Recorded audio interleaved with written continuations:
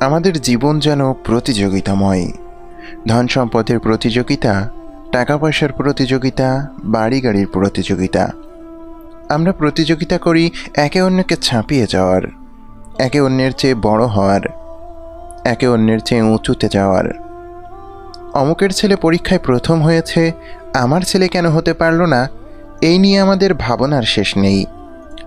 অমুকের মেয়ে সঙ্গীত প্রতিযোগিতায় সেরা পুরস্কার জিতেছে, আমার মেয়ে কেন বাছাই পর্ব থেকেই ছিটকে পড়ল, সেটা নিয়ে ভাবতে ভাবতে আমাদের রাতের ঘুম হারাম করে ফেলি।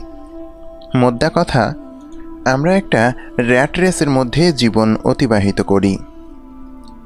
র্যাট রেসের আক্ষরিক অর্থ ইঁদুর দৌড়, কিন্তু প্রায়োগিক অর্থে র্যাট রেস বলতে বোঝায় বেশি বেশি সম্পদ এবং ক্ষমতা লাভের প্রতিযোগিতা। নিজেদের জীবনের দিকে তাকালে আমরা অবাক বিস্ময়ে লক্ষ্য করব যে আমাদের জীবনটা কোনো না কোনোভাবেই এই র্যাট রেসের আওতায় পড়ে গেছে। আমাদের টাকা চাই, অনেক টাকা। সেই টাকার পেছনে আমরা অবিরাম ছুটে চলি। আমাদের জীবনের লক্ষ্য ও উদ্দেশ্যই হলো এই টাকা। আমি বিসিএস ক্যাডার কেন হব? কারণ আমার একটা সরকারি চাকরি চাই। সরকারি চাকরি হলে আমি ধরে নিতে পারি যে আমার জীবনের নিরাপত্তা অনেকটাই নিশ্চিত হয়ে গেছে। ভালো স্কেলের স্যালারি, ভালো সুযোগ সুবিধা পাওয়া যাবে, অফিসের গাড়ি পাওয়া যাবে, নসিবে থাকলে একটা বাড়িও জুটে যেতে পারে। পড়াশোনা নিয়ে আমি বেশ তৎপর, কারণ আমাকে বিসিএস ক্যাডার হতে হবে। আমার কাছে বিসিএস ক্যাডার মানেই জীবন, জীবন মানেই ক্যাডার হওয়া। জীবনের এই যে প্রবণতা, এটা হলো এক ধরনের র্যাট রেস। আবার চাকরি হয়ে গেলে আমার পেরেশানি থাকে প্রমোশন নিয়ে। আমার সাথে কাজ করা সেলিম সাহেব আমার চোখের সামনে দিয়েই তরতর করে প্রমোশন পেয়ে এগিয়ে যাচ্ছে, কিন্তু আমি যেখানে ছিলাম ওখানেই ঠায় দাঁড়িয়ে আছি। ব্যাপারটা আমি ঠিক মেনে নিতে পারি না। আমাকেও প্রমোশন পেতে হবে, সেলিম সাহেবের মতো আমাকেও তরতর করে উপরে উঠতে হবে। এই ওপরে ওঠার জন্য যত ধরনের কাজ করা লাগে তা করতে আমি প্রস্তুত। বসের যত ধরনের তোষামোদি মোসাহেবি করা লাগে করব, ঘুষ দিতে হয় দেব। তার বিনিময়ে আমার শুধু প্রমোশন চাই। একবার যদি প্রমোশনটা পেয়ে যাই, তাহলে এতদিন ধরে আমাকে টিটকিরি করা অধস্তন লোকগুলোকে একবার দেখেই ছাড়ব। এই যে ক্ষমতা পাওয়ার জন্য একটা অসুস্থ প্রতিযোগিতা, এটাও এক ধরনের র্যাট রেস। অমুকের ছেলে প্রথম হয়েছে, কিন্তু আমার সন্তান মেরিট লিস্টেই থাকতে পারছে না। আমার ছেলেকে আমি সেরা পজিশনে দেখতে চাই। তাহলে এখন কি করতে হবে? তিনজন টিচার দিয়ে ছেলেকে পড়াচ্ছি। ছেলের জীবনটাকে আমি স্কুল, পড়ার টেবিল আর খাটের মধ্যে বেঁধে ফেলেছি। চুলোই যাক তার মানসিক বিকাশ। আমি ওকে সেরাদের কাতারে দেখতে চাই, ব্যাস। না হলে ক্লাবে আমার মান সম্মানই থাকছে না। সন্তান সন্ততি নিয়ে আমাদের এই যে প্রতিযোগিতা, এটাও এক ধরনের র্যাট রেস। সবখানে আমরা শুধু চাই আর চাই। মজার ব্যাপার হলো, কুরআনে এই র্যাট রেস শিরোনামের একটা পূর্ণাঙ্গ সূরা আছে। ওখানেও এই ব্যাপারগুলো খুব সুন্দরভাবে আল্লাহ সুবহানাহু ওয়া তাআলা তুলে ধরেছেন আমাদের জন্য। আমরা যে অসুস্থ প্রতিযোগিতায় লিপ্ত হয়ে আমাদের জীবনের আসল উদ্দেশ্য থেকে বিচ্যুত হয়ে পড়েছি, সেই ব্যাপারটা কুরআন খুব সুন্দর করে তুলে ধরেছে এই সূরায়। সূরাটির নাম হলো আত-তাকাসুর। তাকাসুর মানে প্রাচুর্যের প্রতিযোগিতা। এই প্রাচুর্য টাকা পয়সা হতে পারে, ধন সম্পদ হতে পারে, সন্তান সন্ততি হতে পারে, এমনকি চাকরি, ক্যারিয়ার, স্ত্রী এবং জ্ঞানও এই প্রাচুর্যের অন্তর্ভুক্ত। সূরাটা নিম্নরূপ: আলহাকুমুত তাকাসুর। প্রাচুর্যের প্রতিযোগিতা তোমাদের ভুলিয়ে রেখেছে। হাত্তা যুরতুমুল মাকাবির। যতক্ষণ না তোমরা কবরে যাও। কাল্লা সাওফা তা'লামুন। মোটেই ঠিক নয়, শীঘ্রই তোমরা জানতে পারবে। সুম্মা কাল্লা সাওফা তা'লামুন। আবার বলি, মোটেই ঠিক নয়, তোমরা তো শীঘ্রই জানতে পারবে। কাল্লা লাউ তা'লামুনা ইলমাল ইয়াকিন। কখনোই নয়, যদি তোমরা নিশ্চিত জানতে পারতে। লা তারাউন্নাল জাহিম। তোমরা অবশ্যই জাহান্নাম প্রত্যক্ষ করবে। সুম্মা লাতারাউন্নাহা আইনাল ইয়াকিন, আবার বলি, তোমরা অবশ্যই দিব্য দৃষ্টিতে জাহান্নাম প্রত্যক্ষ করবে। সুম্মা লাতুসআলুন্না ইয়াউমাইযিন আনিন নাঈম, তারপর সেদিন অবশ্যই তোমরা আমার প্রদত্ত নিয়ামত সম্পর্কে জিজ্ঞাসিত হবে। শুরুতেই খেয়াল করি, আল্লাহ সুবহানাহু ওয়া তাআলা বলছেন প্রাচুর্যের প্রতিযোগিতা তোমাদের ভুলিয়ে রেখেছে। প্রাচুর্য মানে কি? ধন সম্পদ, টাকা পয়সা, স্ত্রী সন্তান সন্ততি, ক্ষমতা ইত্যাদি। এগুলো আমাদের ভুলিয়ে রেখেছে, গাফিল করে রেখেছে। কি থেকে? আখিরাত থেকে। আমাদের অনন্ত ঠিকানা, আমাদের জন্য অন্য একটা জগৎ অপেক্ষা করছে এবং সেখানে জবাবদিহিতার একটি মঞ্চ অপেক্ষা করে আছে, এই বোধ থেকে প্রাচুর্য আমাদের দূরে সরিয়ে রেখেছে, ভুলিয়ে রেখেছে। এই আয়াতের শুরুতেই আলহাকুম শব্দটা আছে।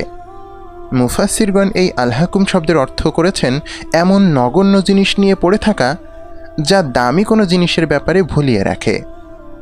অর্থাৎ আলহাকুম হলো দামি জিনিস ফেলে রেখে নগণ্য তুচ্ছ জিনিসের পেছনে ছুটে বেড়ানো। আমাদের জন্য আখিরাত হলো দামি জিনিস, দামি জায়গা। জান্নাত হলো আমাদের পরম আরাধ্য স্বপ্ন। সেই পরম আরাধ্য স্বপ্নকে ভুলে আমরা দুনিয়ার পেছনে দুর্নিবার ছুটে চলি। দুনিয়ার পেছনে ছুটতে ছুটতে আখিরাতকে আমরা বেমালুম ভুলে যাই। প্রাচুর্য আমাদের এমন অন্ধ আর বধির বানিয়ে রাখে যে আমরা দামি জিনিসটিকে অন্তর্চক্ষু দিয়ে দেখতে পাই না। পরের আয়াতেই আল্লাহ সুবহানাহু ওয়া তাআলা বলছেন, যতক্ষণ না তোমরা কবরে যাও। খুবই সাংঘাতিক অথচ নিরেট বাস্তব একটি কথা। দুনিয়ার পেছনে নিরন্তর ছুটতে ছুটতে একদিন আমাদের সাক্ষাৎ হয় মৃত্যুর। মালাকুল মাউত এসে আমাদের রুহটাকে দেহপিঞ্জর থেকে বের করে নিয়ে যায়। সাথে সাথে দুনিয়ার সঙ্গে আমাদের সমস্ত সম্পর্ক ছিন্ন হয়ে পড়ে। আমরা হয়ে পড়ি অন্য জগতের বাসিন্দা। আমরা তখন অবাক বিস্ময়ে লক্ষ্য করি, সেই ভিন্ন জগতে দুনিয়ার কোনো ক্ষমতা কাজ করে না। সেই জগতে আমার কোনো প্রভাব নেই, কোনো ক্ষমতা খাটানোর সুযোগ নেই। দুনিয়ার যে ব্যাংক ব্যালেন্স, সম্পদের পাহাড় আমি গড়ে গিয়েছি, সেসবের কোনো মূল্যই ওখানে নেই। প্রাচুর্য লাভের নেশা যে আমাকে মৃত্যু অবধি নেশাগ্রস্ত করে রাখে, সেই বাস্তবতার কথা তুলে ধরেই আল্লাহ সুবহানাহু ওয়া তাআলা বলছেন, কবরে যাওয়ার আগ পর্যন্ত এই প্রাচুর্যের নেশা থেকে আমি বের হতে পারি না। তৃতীয় আয়াতে আল্লাহ সুবহানাহু ওয়া তাআলা বলেছেন, মোটেই ঠিক নয়, শীঘ্রই তোমরা জানবে। আল্লাহ সুবহানাহু ওয়া তাআলা আমাদের জানাচ্ছেন, আমরা যে দুনিয়ার পেছনে ছুটতে ছুটতে হয়রান হয়ে যাচ্ছি, ক্লান্ত হয়ে পড়ছি, সেটা একটা মরীচিকা মাত্র। এই দুনিয়ার মোহ আর মায়ার পেছনে অবিরাম ছুটে চলা যে আমাদের কোনো কাজে আসবে না, তা আমরা খুব শীঘ্রই টের পাব। চতুর্থ আয়াতে বলছেন, আবার বলি, মোটেই ঠিক নয়, শীঘ্রই তোমরা তা জানতে পারবে। আল্লাহ সুবহানাহু ওয়া তাআলা এই আয়াতে আগের আয়াতের কথাগুলোই পুনরাবৃত্তি করেছেন। যখন দেশে বড় ধরনের কোনো দুর্ঘটনা দেখা দেয়, যখন আবহাওয়া মারাত্মক রকমের বৈরী হয়ে ওঠে, তখন টিভিতে সংবাদ উপস্থাপক বলেন, সারা দেশে 7 নম্বর বিপদ সংকেত, আমি আবার বলছি 7 নম্বর বিপদ সংকেত দেখানো হচ্ছে। 7 নম্বর বিপদ সংকেত কথাটা দুইবার উচ্চারণ করে উপস্থাপক আমাদের আসন্ন বিপদের মাত্রা উপলব্ধি করানোর চেষ্টা করেন। এই আয়াতে আল্লাহ সুবহানাহু ওয়া তাআলাও ঠিক কঠিন এক বিপদ সম্পর্কে আমাদের সতর্ক করার জন্য একই কথা দুইবার উচ্চারণ করে বিপদের মাত্রা বুঝিয়েছেন। আয়াতটি আমাদের বলছে, আবার বলি, তোমরা যা করে বেড়াচ্ছ তা কিন্তু মোটেই ঠিক নয়, শীঘ্রই বুঝতে পারবে তোমরা কিসের পেছনে ছুটে চলেছ। পঞ্চম আয়াতে আল্লাহ সুবহানাহু ওয়া তাআলা বলছেন, কখনোই নয়, যদি তোমরা নিশ্চিত জানতে, অর্থাৎ যদি তোমরা দেখতে পেতে তোমাদের প্রাধান্য দেওয়া বিষয়গুলো কতটা মূল্যহীন, কতটা তুচ্ছ, তাহলে এতটা উদাসীনভাবে দিন কাটাতে পারতে না। মৃত্যুর পরে তোমাদের ধন সম্পদ, তোমাদের ক্ষমতা, তোমাদের স্ত্রী, সন্তান সন্ততি এরা যে কোনো কাজেই আসবে না সেটা যদি উপলব্ধি করতে পারতে, তাহলে এইসব মিথ্যে মোহের পেছনে জীবনের মূল্যবান সময়গুলো এভাবে অপব্যয় করতে না। 6ষ্ঠ আয়াতে আল্লাহ বলছেন, তোমরা অবশ্যই জাহান্নাম প্রত্যক্ষ করবে। খুব কঠিন একটা আয়াত। আল্লাহ বুঝিয়েছেন এই যে দুনিয়ার কাছে নিজেকে আমরা সঁপে দিয়েছি, দুনিয়াকে প্রাধান্য দিতে গিয়ে আগাগোড়া বেমালুম আখিরাতের কথা ভুলে গিয়েছি, দুনিয়াকে আমাদের সব কিছু মনে করে আল্লাহর অবাধ্য হয়েছি, আজ এটাই হলো আমাদের কর্মফল, পরিণাম, আগুনের লেলিহান শিখা। 7ম আয়াতে তিনি আবার বলেছেন, আবার বলি, তোমরা অবশ্যই দিব্য দৃষ্টিতে জাহান্নাম প্রত্যক্ষ করবে।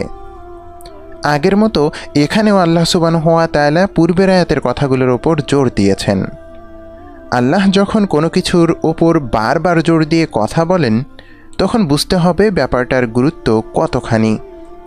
তিনি আমাদের জানাচ্ছেন যে বাস্তবতাকে তোমরা অস্বীকার করতে, যে বাস্তবতার ব্যাপারে তোমরা বিস্মৃত হয়ে দুনিয়ার ফাঁদে পড়েছিলে, এই দেখো আজ দেখো সেই বাস্তবতা কতটা ভয়ঙ্কর।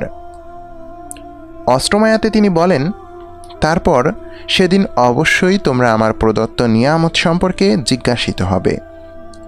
নিয়ামত হিসেবে আমাদের জীবন দান করা হয়েছিল।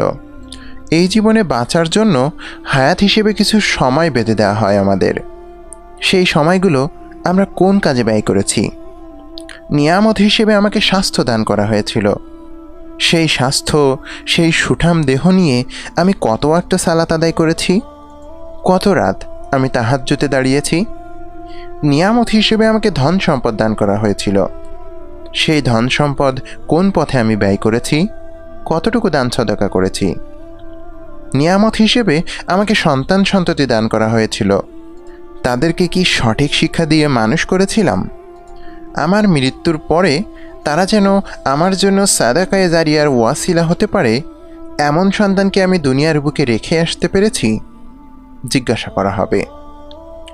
এটাই হচ্ছে র্যাট রেস তথা জীবনের ইঁদুর দৌড় কাহিনী। আমাদের জীবনের বাস্তবতার সাথে কতই না মিল, কতটাই না গাফিল আমরা আসল উদ্দেশ্য থেকে। আজকের খ্যাতির লোভ, সম্পদের লোভ আর ক্ষমতার লোভ আমাদের আষ্টে পৃষ্ঠে জড়িয়ে আছে। বড় হওয়ার নেশা, অন্যকে ছাপিয়ে যাওয়ার তাড়না আজ আমাদের এতই মাতোয়ারা করে রেখেছে যে আমরা আমাদের পরম নিয়তি মৃত্যুর কথা ভুলে বসে আছি। একদিন হুট করেই মৃত্যু সামনে চলে আসবে। আমাকে অপ্রস্তুত দেখে মালাকুল মাউত কখনোই ফিরে যাবে না। আমাকে আরেকটা বার শুধরে নেওয়ার সুযোগও দেয়া হবে না। পরকালের পাথেয় সংগ্রহ ছাড়াই যখন জীবনের পরিসমাপ্তি ঘটবে, তখন কেমন অবস্থা হবে আমার? আমি আফসোস করব, আমার সামনে দিয়ে কত লোক হেঁটে হেঁটে জান্নাতে চলে যাচ্ছে। এরা তো তারাই, দুনিয়ায় যাদের সবসময় আখিরাত নিয়ে ভাবতে দেখেছিলাম। জীবনে এরা ছিল সৎ, সত্যবাদী, আমলদার। মসজিদের সাথে তাদের ছিল আত্মার বন্ধন। রমাদান মাসগুলোতে তারা হয়ে উঠত অন্য মানুষ। তারা কখনো কাউকে কষ্ট দিয়ে কথা বলতো না, উচ্চস্বরে কথা বলতো না। বিনয়ের সর্বোচ্চ মাত্রা দেখা যেত তাদের আচরণে। তারাই আজ মহাপুরস্কার প্রাপ্ত। আর আমি ছিলাম উদ্ধত আর বেখেয়াল। আখিরাত নিয়ে আমি না কখনো ভাবতাম, না আখিরাতের জন্য কোনো আমল করতাম। রমাদান মাসগুলো কতই না হেলাফেলায় কাটিয়েছি আমি। আমার সহকর্মী, আমার সহপাঠী, আমার প্রতিবেশী আজ আমার সামনে দিয়ে জান্নাতে চলে যাচ্ছে, আর আমার ভাগ্যে জুটল জাহান্নাম। এমন পরিস্থিতির মুখোমুখি হয়ে আমি বলবো, হায়, আমি যদি পরকালের জন্য কিছু করতাম। সূরা ফাজর আয়াত 24। আমলনামা হাতে পাওয়ার পরে আমি তাতে চোখ বুলালাম। কোথাও কোনো ভালো আমল দেখতে পাচ্ছি না। সবখানে কেবল আমার পাপ আর পাপ। অশ্লীল ভিডিও, আর অশ্লীল জিনিস দেখতে দেখতে যত রাত পার করেছি তার সব হিসেবই দেখছি এখানে সবিস্তারে লেখা আছে। ক্যাম্পাসের যে কয়টা মেয়ের দিকে কুনজরে তাকাতাম তার হিসেবও দেখছি উঠে এসেছে এখানে। ইয়া আল্লাহ, অপবাদ দিয়ে প্রতিবেশী যে মেয়েটার বিয়ে আটকে দিয়েছিলাম সে হিসাবটাও দেখছি বাদ পড়েনি। আমি তখন আফসোসের সুরে বলবো, হাই, আজ আমাকে যদি আমার আমল নেওয়া না দেয়া হতো। সূরা হাক্কা আয়াত 25। দুনিয়ায় যাদের ফাঁদে পড়ে আখিরাত সম্পর্কে বিস্মৃত হয়েছিলাম তাদের নামগুলোও সেদিন আমার সামনে উপস্থাপন করা হবে। যে বন্ধুটার প্রলোভনে পড়ে ইন্টারনেটের নিষিদ্ধ সাইটে ঢুঁ মেরেছিলাম, যার প্ররোচনায় অমুক তমুককে উত্ত্যক্ত করেছিলাম, যাদের সাথে সিনেমা কনসার্ট দেখতে গিয়েছিলাম, তাদের সকলের নাম সেদিন আমাকে দেখানো হবে। আমি অবাক হব আর বলবো, হাই, আমি যদি তাকে বন্ধুরূপে গ্রহণ না করতাম। সূরা ফুরকান আয়াত 28। জীবনের এই ইঁদুর দৌড় খেলায় আমি মত্ত হয়ে আছি। সেই খেলায় জিতে যাওয়ার জন্য জীবন আমাকে যেভাবেই নাচাক আমি সেভাবেই নাচতে প্রস্তুত। আমি জানি না আগামীকাল সকালে ঘুম থেকে জাগতে পারবো কিনা, তবু আমার চৈতন্য ফেরে না, একদণ্ড ভাবার ফুরসত পাই না।